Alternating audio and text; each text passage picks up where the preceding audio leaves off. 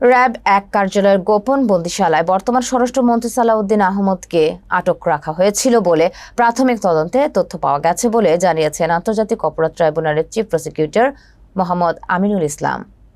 শনিবার সকালে আন্তর্জাতিক অপরাধ ট্রাইব্যুনালের বিচারকদের নিয়ে র্যাব ১ এর টিএফআই সেল পরিদর্শন শেষে এসব কথা বলেন চিফ প্রসিকিউটর। জানান, তদন্তে পাওয়া তথ্য ও ভুক্তভোগীদের বর্ণনার ভিত্তিতে সংশ্লিষ্ট কক্ষটি শনাক্ত করা হয়েছে। আমিনুল ইসলাম বলেন, আন্তর্জাতিক অপরাধ ট্রাইব্যুনালের কার্যবিধির রুল ৪৬ এ রোম সংবিধির সংশ্লিষ্ট বিধান এবং দেশের প্রচলিত আইন অনুযায়ী বিচারকদের ঘটনাস্থল পরিদর্শনের সুযোগ রয়েছে।